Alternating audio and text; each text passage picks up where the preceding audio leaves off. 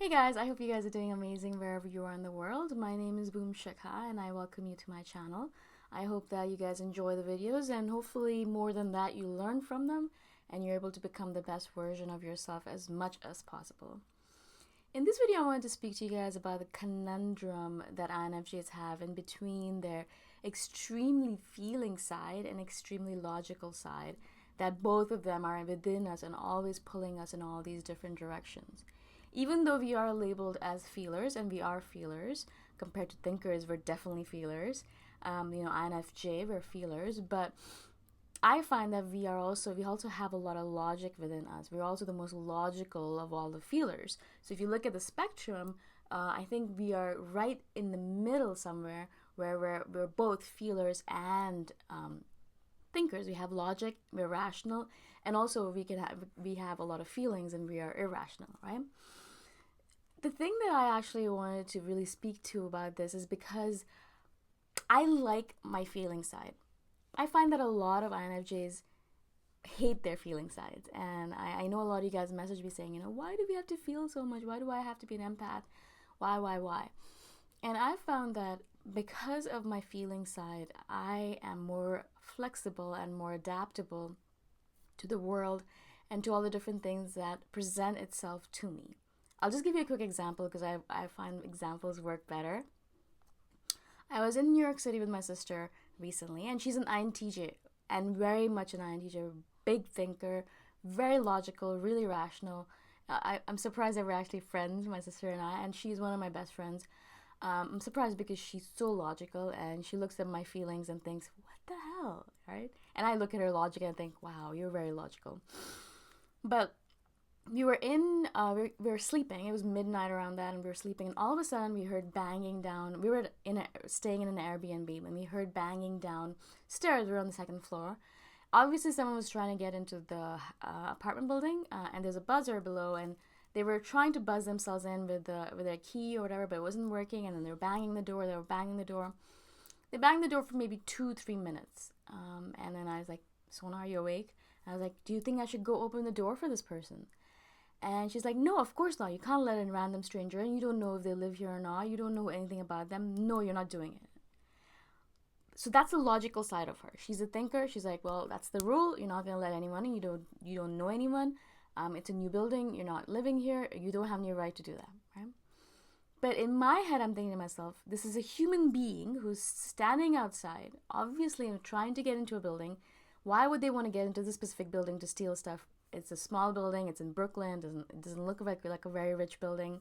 Obviously, they live here. Obviously, their key isn't working or the door isn't working. Something's going on there. Perhaps they're cold. It was cold during the day. Perhaps they're cold. They're hungry. They want to get back home. They want to get into their warm bed. I could see them in my head crying and cold and wanting to get back into their bed. I mean, I know I would be the exact same if I was standing there. I was trying to get back home and I couldn't. Can you imagine the feelings and the torture and the sadness? And so as a feeler, I'm just sitting there. I'm like lying in bed. I'm thinking, oh my God, I cannot sit here in my warm bed, comfortable, while this person is standing outside banging on the door trying to get into their house, right? Now, of course, this is the feeling part of me, right? I mean, the logic part would obviously say, you don't know this person. You don't know if they actually live in this building. Perhaps they're a crazy psycho. Perhaps they're an ex who's trying to get in and kill the person who broke up with them. Who knows? Like, there's so many random things that happen in New York all the time and on the news. But for me, all I could think was, this is a human being who needs my help, right? Now, of course, no one else in the building moved or opened the door for her. So I was like, okay, it falls upon me. And I feel like this also happens with human beings, that, they don't want to take responsibility. Everyone wants to just push off the responsibility to someone else. And so it is our responsibility as an INFJ to say, okay, I will take the responsibility on. So I was like, okay, if anything happens, I'll take the responsibility. I need to go help this person. So I walked down. It was this tiny Asian girl. She was really cute. She was almost in tears. She's like, I don't know why the door isn't working. I live here. And I was like, no worries. I opened the door. She went upstairs. She lives on the 3rd floor. And that's it. And then the banging stopped and I fell asleep, right? But it really made me think. I actually was like, before I fell asleep, I had a billion thoughts about this, thinking to myself, how I feel like our logic sense, our logical side, sometimes puts us into boxes. It puts us into these boxes where we cannot look outside these boxes, and we can't be flexible in the way we work in the world. What if there is a rule that you can't let people into the building or strangers in the building? Of course, I don't know this person, and I know that if it was a person who looked crazy, or who was really, really drunk and aggressive and pushy and looked mean or violent, then I would obviously be like, no, I'm sorry, and I'd call the cops. But this tiny girl, I felt no danger for her. I trusted my intuition that she lives in the building. I trusted that she would be all right, and I let her in. And that was my feeling side, right? My logic side did not actually come into play there. If I only relied on my logical, rational side, the rationality of it is that you never let a stranger into a building, no matter what it is, no matter what the circumstances, right? And that's what I'm saying. It puts you into a box because it's very clear. It's only black and white. Either you let the person in if they live in the building, or you don't if they don't. And if they don't have keys to get into the building, or if it's not working, that's it. There are no ifs, ands, and buts. That's the reason I love my feeling side so much. And I don't know, I'm not saying that all logical people are always stuck in boxes, but I find that when I only follow my logical side, I am always stuck in boxes. I am stuck in these modes where I get very rigid and I get very inflexible, and I have no other options. There's only one way to do things, and that's the only way, and that's the way it is, and no one else can convince me that there's any other way of doing things. And that's the reason, as I've said before in other videos, I always pull myself away from my logical side, because I know it's very easy for us to be logical as INFJs. We just drop into it. It's a very easy mode to take because there's no thinking about it. That's the rule, and you follow the rule. That's why I always pull myself back into my feeling side, because I find my feeling side is more intuitive. It actually follows the tides and the flows of life and kind of moves with it. So it doesn't really say, okay, this is the rule. All right, cool. Now, how does this situation dictate what I'm supposed to do? Just because the rule says something doesn't mean that I'm always going to follow it, right? I could have not sat there. There is no way in hell I could have sat there in my bed while that girl banged around or left the house or wasn't able to get in for the rest of the night. If she had to sleep out there, how would I be able to sleep, right? There's no way in hell. There's no way I could have let it go, right? And that's where the feeling side, of course, comes in as well, where I could really feel the empathy for this person, where I could feel my heart thinking, oh my God, it's in pain because she's in pain, right? And she was very close by. It's not like she was on the other side of the world going through a tsunami or a hurricane. It's hard to have empathy at that point.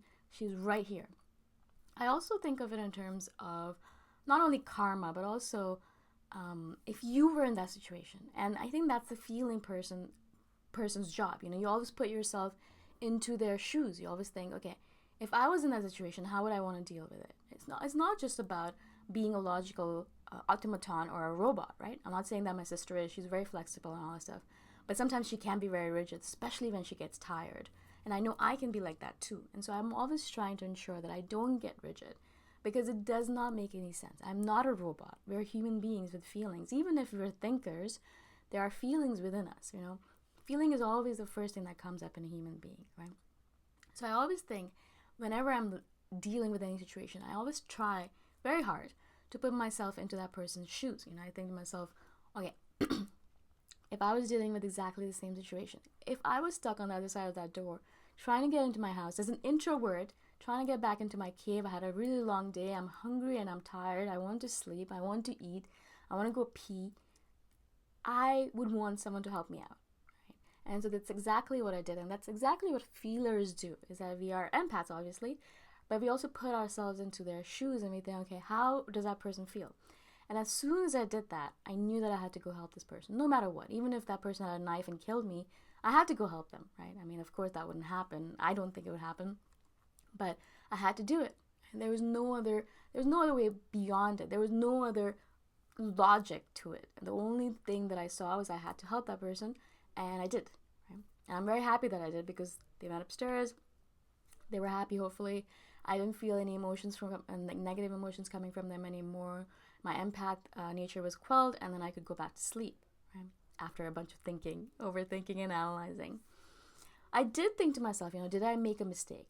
But yes, if you look at the rules, yes, I made a mistake because I did not follow the rules. But did I make a mistake in the sense of being a human being, and in sense of being in sense of humanity or empathy or sympathy or anything like that? No, I was very happy with my decision. And even if someone came to me and said, you made the wrong decision and you should be punished for it, I'll be like, I'll take my punishment, because in my mind, it was a right decision. It was the right thing to do, right? And that's the problem with the world right now, is that and that's the thing why they say, when the Nazi regime came through, a lot of people were saying, this is the right thing to do because it says in the rule book that you're supposed to do that. Well, that's not what the right thing is always. That's not how the world works. Sometimes the right thing to do is what your feelings tell you. What is the right thing to do? Is it to kill someone else because someone commands you to do it? Or is it to say, no, I'm sorry, I'd rather die than kill someone else? Now, of course, I'm not in that situation. I can't make that judgment. It's a very extreme situation. But this is the kind of thing I always kind of bring into the rest of my life as well. What is the right thing to do? According to me, according to my values, according to my mission, according to my vision, according to being a human in this human world, according to my feelings and my intuition, what is the right thing to do? Is it to let that person be on the ground or stay outside the building and not let them in? Or is it to be a human in order to bring empathy into it, to bring the person in and forget about the freaking consequences and the rules, right? I hope this makes sense to you guys. It's really important for me, guys, that you understand the difference between following the rules and following your intuition, because I always try to follow my intuition. It actually never fails me. I have to say this about my intuition. It never fails me, but I always feel better when I follow it. Again, if you guys have any questions at all, please message me anytime. I'm here to answer all your questions. Message me here on YouTube, or you can message me on Facebook, or you can email me at boomshikha@themillionairehippie.com. All my contact information is in the description below, okay? Again, have a great day wherever you are, and I shall see you guys in the next video. Bye for now.